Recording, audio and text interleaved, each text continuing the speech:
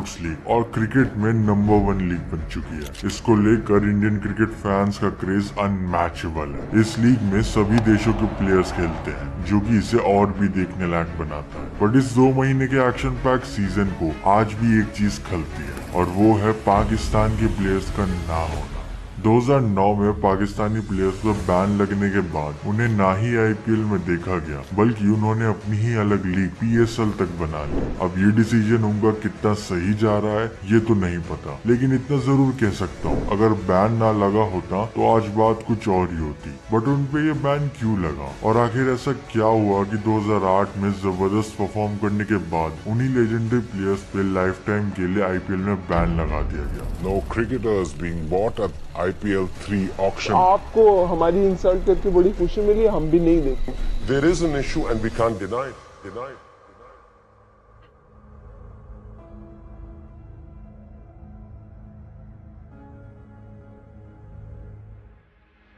18 अप्रैल 2008 IPL की history का पहला मैच खेला जाता है। Rajasthan Royals win, but what a classic! IPL का ये सीजन एक यादगार सीजन था, लेकिन एक ऐसी चीज थी जो इस सीजन को बाकी के सीजन से अलग बनाती है, वो है पाकिस्तानी प्लेयर्स की presence. Fast forward to 2024, IPL के अंदर आपने हर देश के प्लेयर्स देखे होंगे, भले वो ऑक्शन में बिके या ना बिके। यहाँ तक कि आईपीएल में आईसीसी की एसोसिएट कंट्रीज के भी प्लेयर्स हैं। एग्जाम्पल के लिए आप ये लिस्ट देख सकते हो, बट इसमें हमें पाकिस्तान के प्लेयर्स देखने को बिल्कुल भी नहीं मिलेगी। और ऐसा नहीं है कि उनमें बड़े नाम मौजूद नहीं है। हर क्रिकेट फैन बाबर आजम, फखर जमान, नसीम शाह और शाहीन शाह अफरीदी को आईपीएल में अपनी फेवरेट फ्रेंचाइजी की तरफ से खेलता हुआ देखना चाहता है। अगर ये केवल क्रिकेट बोर्ड्स तक ही सीमित होता तो इसका सॉल्यूशन निकल सकता था, लेकिन पॉलिटिक्स से लेकर ज्योग्राफी और टेररिस्ट अटैक्स तक पता नहीं और क्या क्या इन्वॉल्व हुआ था इस मैटर में।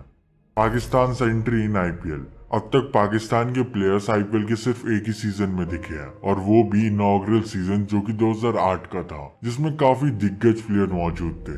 सोहेल तनवीर, शाहिद अफरीदी, शोएब मलिक, शोएब अख्तर, मिसबाहुल हक, मोहम्मद आसिफ, कामरान अकमल, सलमान बट, उमर गुल, यूनिस खान, मोहम्मद हफीज सिर्फ नाम ही नहीं, लेकिन 2008 के आईपीएल सीजन में इन प्लेयर्स की परफॉर्मेंस भी काफी कमेंडेबल थी।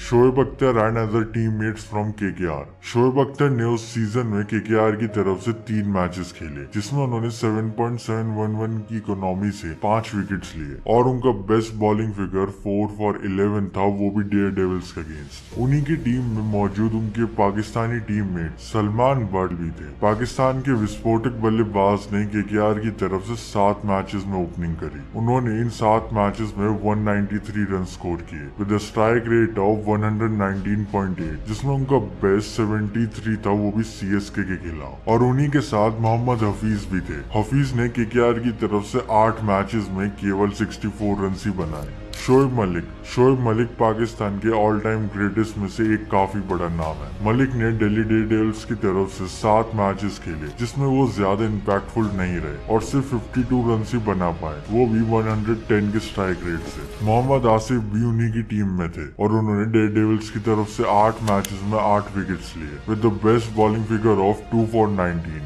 उमर गुल पाकिस्तान के सबसे इन्फ्लुएंशियल गेंदबाज थे, खास करके टी20s में। गुल ने केकेआर की तरफ से 6 मैचेस में अपीयरेंस दिया, जिसमें गुल ने 8.17 की इकोनॉमी से 12 विकेट्स चटकाए with the highest of 4 for 23, वो भी किंग्स 11 पंजाब के खिलाफ। शाहिद अफरीदी टी20 के सबसे बेस्ट ऑलराउंडर्स में से एक है। उनकी तेज स्पिन बॉलिंग और धुआंधार बल्लेबाजी उन्हें एक कंप्लीट ऑलराउंडर बनाती है। अफरीदी ने 2008 में डेक्कन चार्जर्स की तरफ से 10 मैचेस खेले, जिसमें उन्होंने 81 रन बनाए और साथ में 9 विकेट्स भी हासिल किए।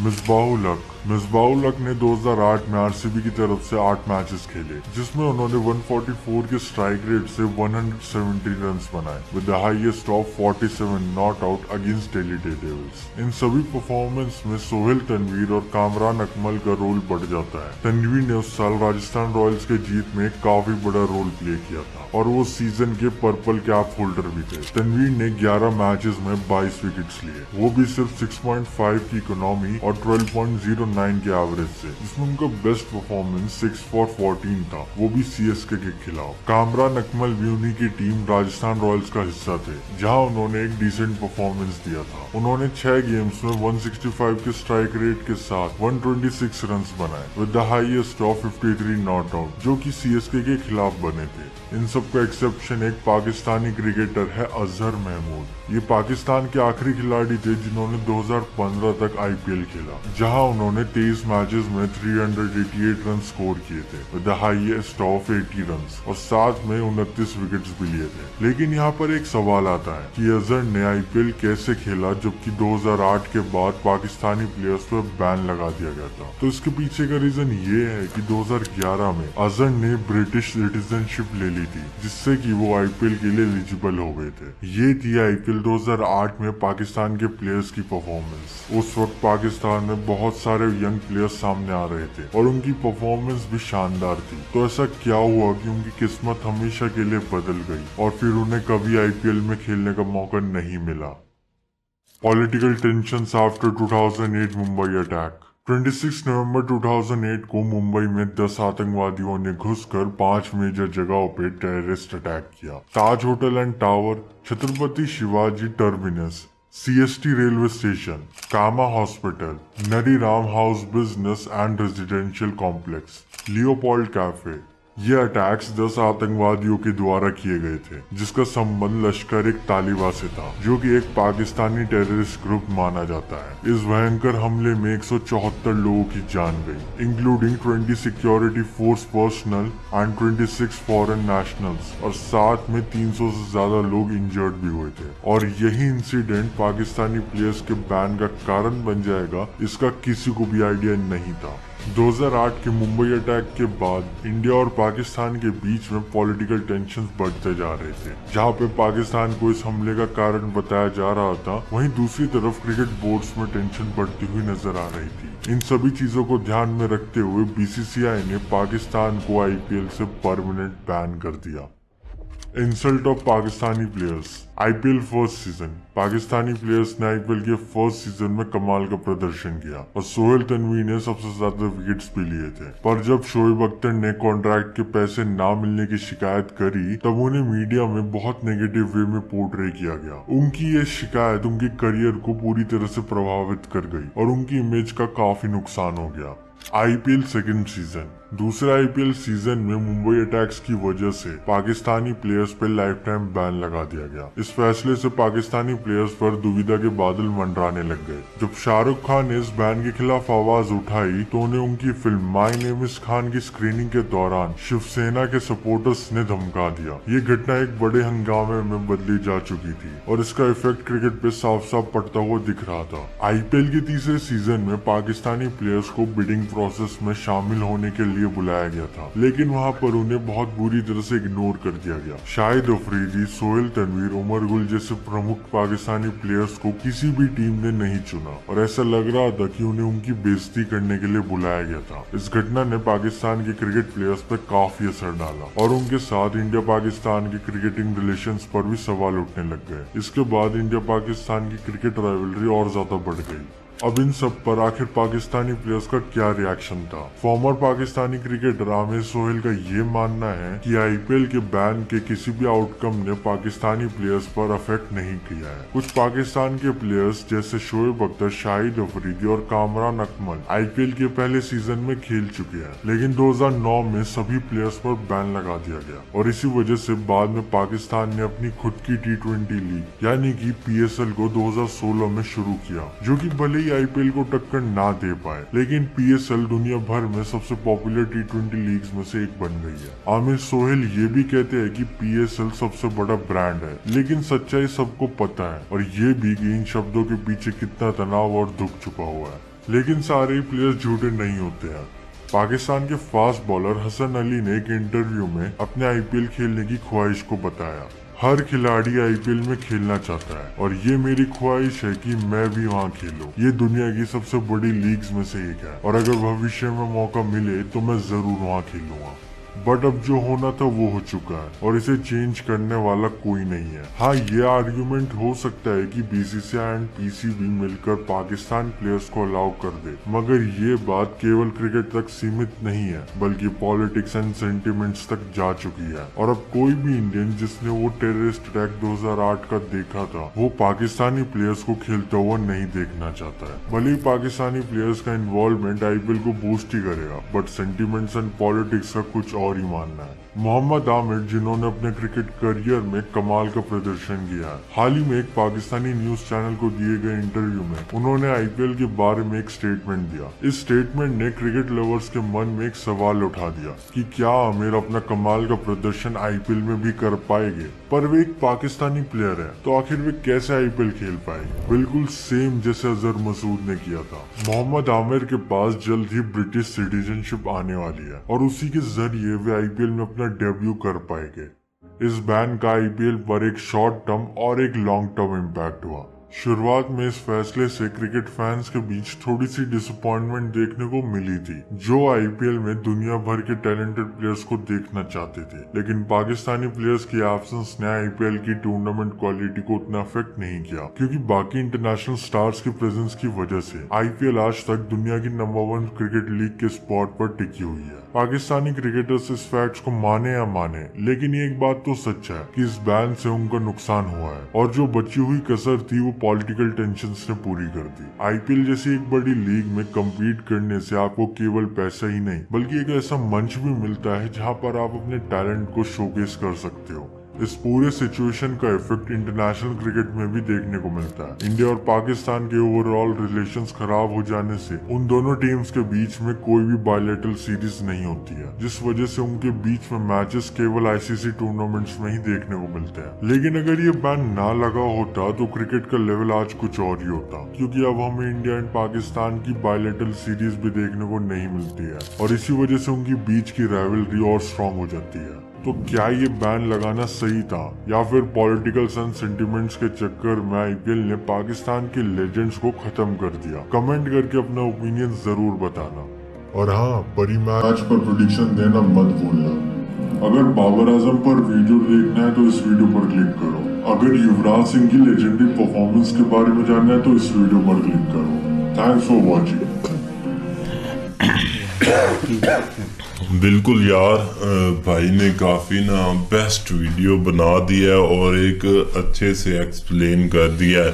देखिए, अब हर एक जितने भी आईपीएल देखने वाले हैं ना, इधर के लोग या उधर के भी कुछ होंगे, तो वो यही चाहते हैं ओवरऑल जितने भी एक टैलेंटेड प्लेयर है ना वो आईपीएल में आए और एक अच्छा खासा मज़ा भी आए। क्योंकि अगर पाकिस्तानी प्लेयर चले जाए ना तो काफ़ी ज़्यादा ना एक और मज़ा आएगा। इधर से भी लोग देखेंगे कि यार अब पाकिस्तानी प्लेयर खेलेंगे तो एक और मज़ा आएगा। लेकिन ये कि अब बैन लगा हुआ है, लेकिन जब गए थे ना तब देखो कितना यार मज़ा आया। और एक दो खिलाड़ी नहीं, पूरे को पूरे 8-9 यार एक खिलाड़ी उस वक्त आईपीएल में चले गए और अच्छा खासा खेले भी थे। सबसे ज़्यादा तो एक शोएब अख्तर की एक धूम मची थी, या एक सोहेल तनवीर ने जो उन्होंने एक विकेटें ली थी। लेकिन यही मन करता है कि यार हों, बाकी अब गवर्नमेंट लेवल पर जो चीजें चलती है उनको कोई बदल नहीं। स्टार्ट बाकी काफी बातें तो सारी सच्ची हैं कि भाई देश से आगे तो कुछ भी नहीं है ना। आपने तो सही वो जो स्टार्ट में बोला था कि वाई, तो उसका आंसर जो हमें मिल गया। और उन्होंने कहा कि अगर ये बोर्ड्स तक रहता तो ठीक था, बट ये एक जो है आगे पॉलिटिकल सिचुएशन जो है वो एक क्रिएट होगी, तो इस वजह से। और बाकी जो पाकिस्तान और इंडिया का मैच देखने का मजा आता था ना, वो हम बहुत अरसे से मिस ही कर रहे हैं। मुझे याद है फर्स्ट जब इसका सीजन आया था तो सोहेल तनवीर का मुझे था कि उसको ना शायद उसने विकेट ज्यादा ली थी और उसको एक पता नहीं कौन सी कैप दी थी, ऑनर बट में वैसे हाँ ऑनर में।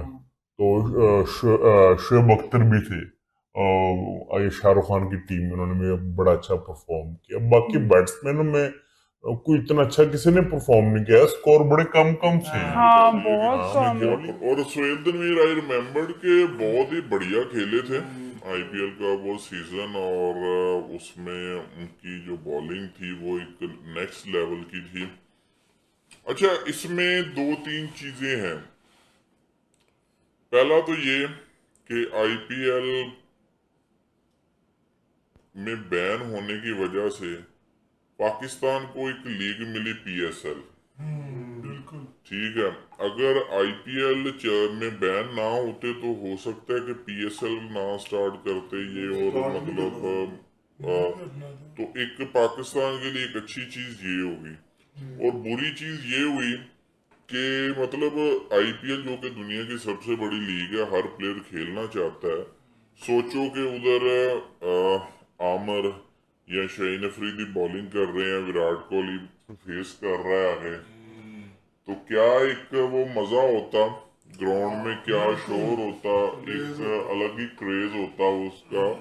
तो वो चीज जो है वो देखने को मतलब अब सिर्फ क्या है कि आईसीसी के जो टूर्नामेंट्स हैं वहां पर हमें बड़े क्लियर कट बता दिया गया है। पाकिस्तान की परफॉर्मेंस के भी बारे में बताया है 2008 में, जैसे पाकिस्तानी प्लेयर ने कितना अच्छा परफॉर्म किया था और क्यों नहीं अब खेल पा रहे, वो भी रीज़न हमें बताई गई है।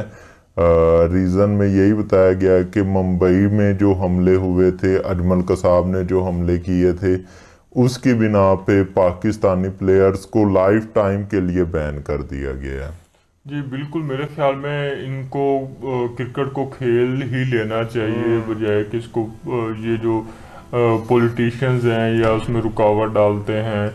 ये गेम है, दोनों साइड पे होने चाहिए। एक ही इंटरटेनमेंट रह गई है पाकिस्तान और इंडिया में, जो दोनों साइड्स पे क्रेज पाया जाता है पब्लिक में कि जी पाकिस्तान, और हम भी देखना चाहते हैं कि जी आईपीएल में पाकिस्तानी प्लेयर्स जाएं और खेलें ताकि हम भी उस आईपीएल को एंजॉय कर सकें। और बैन लगाया गया यार, ठीक है पॉलिटिकल रीजन, ठीक मतलब इस लिहाज से नहीं है कि क्रिकेट के लिए ठीक है, क्रिकेट के लिए तो गलत ही हो रहा है। बात है प्लेयर्स भी चाहते हैं भाई वो आईपीएल खेलें, आईपीएल बहुत पैसा है, इस बात में कोई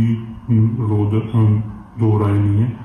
और बहुत पैसा देता है, और क्वालिटी इस दफ़ा थोड़ी मुझे लगा है कि जैसे स्कोर हो रहा है और वो चेल भी हो रहा है, 270 एक मैच में हो गया, 2 में हो गया, 4 से 5 मैच हो गए, इतना स्कोर ही हो रहा है।